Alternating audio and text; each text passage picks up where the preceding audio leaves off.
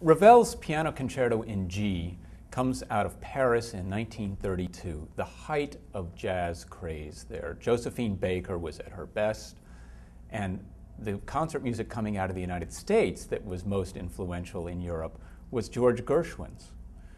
The Rhapsody in Blue of 1924, the Piano Concerto in F of 1925, had shown that you can take a jazz pianist and a symphony orchestra, put them together and come up with a completely new amalgam, a brand new sound for a new century.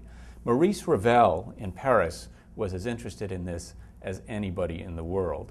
In fact, when George Gershwin approached Ravel for composition lessons, Gershwin feeling a bit inadequate perhaps, he came out of Tin Pan Alley and suddenly was writing for major symphonies. Well, Maurice Ravel didn't want to go there. He felt Gershwin had a special gift. He didn't want to interfere with that. He wanted to learn to do it himself. He'd rather have taken lessons with Gershwin. Well, with the Piano Concerto in G, you might think he did. It's almost like a little Rhapsody in Blue coming out of Paris. The first movement especially is the jazz of the 20s. It's high energy, it's the piano running up and down the keyboard, rim shots in the percussion. When we get to the second movement, one of Ravel's other major influences comes out, and that's Mozart.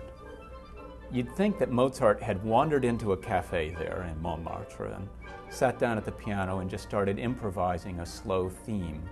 He just wanders around, and then other instruments begin to join. It's piano solo for a long time, but wind instruments begin to accompany, and then strings, and it gradually wanders into deep water. It takes a little while to get out. It's a fascinating, slow movement.